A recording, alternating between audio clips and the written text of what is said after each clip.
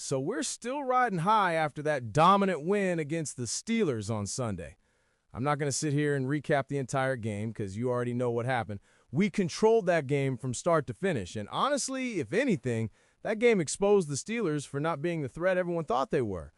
But here's the thing that's got me fired up right now. The Chargers are about to be in first place in the AFC West by the end of this weekend. Yeah, you heard that right. First place. And I'm going to tell you exactly how it's going to happen and why this division race is wide open for us to take. What's up, Chargers fans? Welcome to the NFL Playbook Chargers. If you're new here, don't forget to hit that subscribe button. This channel's all about breaking down everything you need to know about the Bolts. So here's the deal. We're going to knock off Jacksonville on Sunday. But here's where it gets interesting, and I know this is going to make some of you sick to your stomach. We need the Chiefs to beat the Broncos this weekend. I got a migraine just thinking about it earlier, but man, there's no way around it. We hold the tiebreaker over the Denver Broncos right now. We're already 3-0 in the division, which was something we talked about all summer long. Those first 3 divisional games were crucial, and we took care of business. So if we beat the Jags and the Chiefs beat Denver, boom, we're sitting in first place in the AFC West. Now, I know what you're thinking. Why the hell would I root for the Chiefs?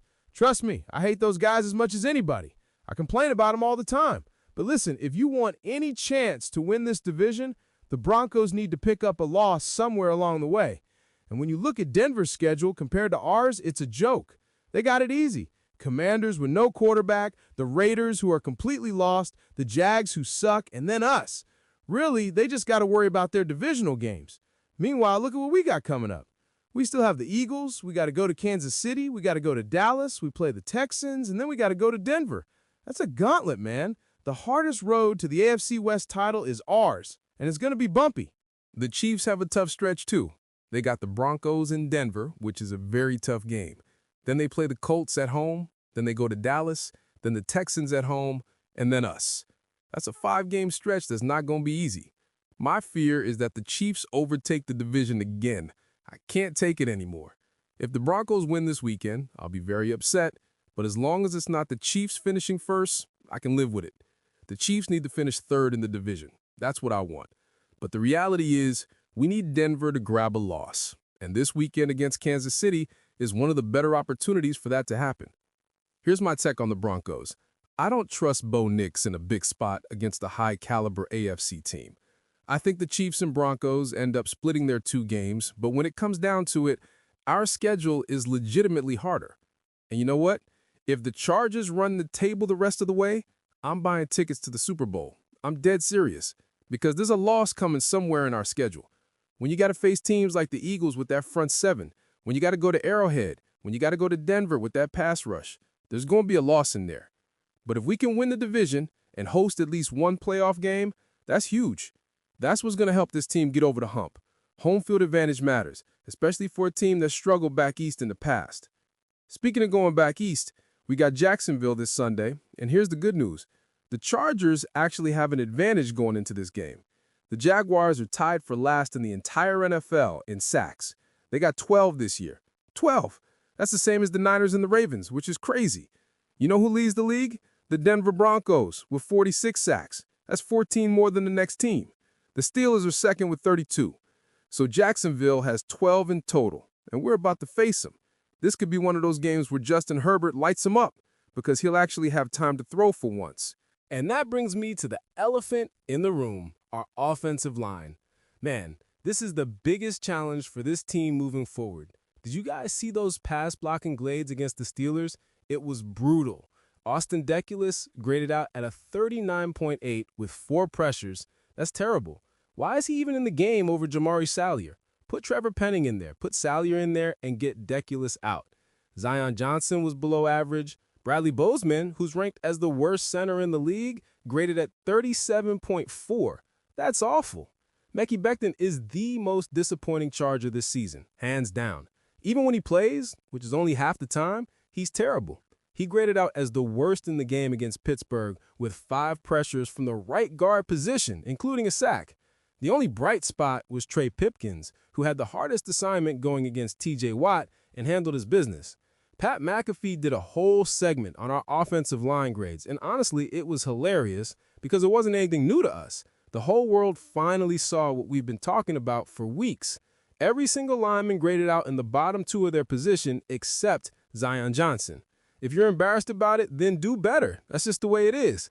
And you know who should really be embarrassed? Joe Ortiz. He's the one that put these guys together. When you're blocking on national TV for Justin Herbert and accepting a hell of a paycheck, you better step up. The good news is Penning was brought in, and I think he's here to replace Becton. They can't rely on that guy anymore. Becton doesn't even like football. You can tell he doesn't like the game. If you liked the game, it would be different. I see guys like Lane Johnson who looked done the other night against Green Bay, but he's like, you can't keep me off the field. My boys need me. Becton's never said that in his life.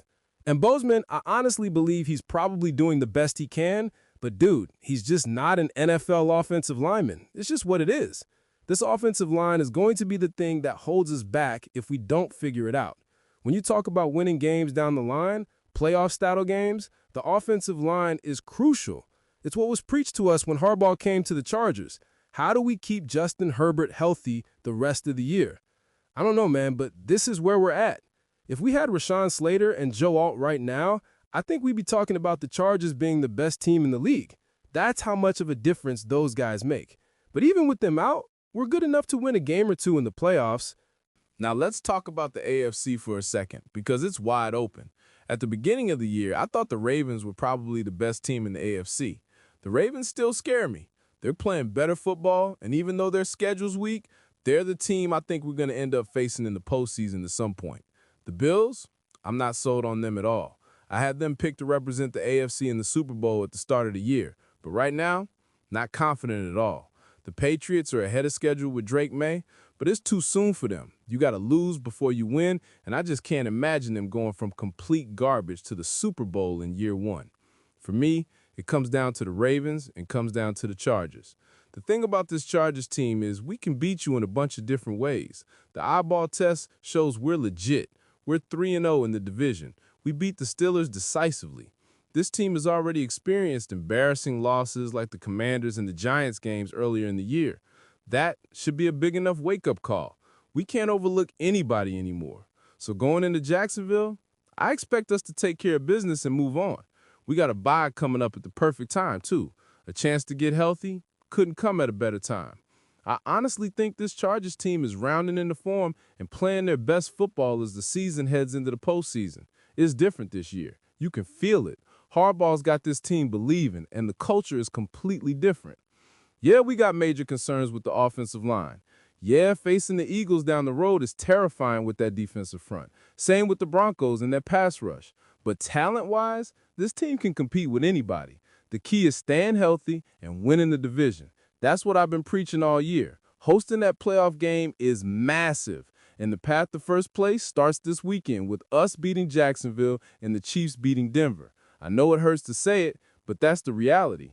After that, we control our own destiny. This division is ours for the taking, and I truly believe we're going to be sitting in first place by Monday morning. The Chargers are for real, and the rest of the AFC better start taking notice. Both up.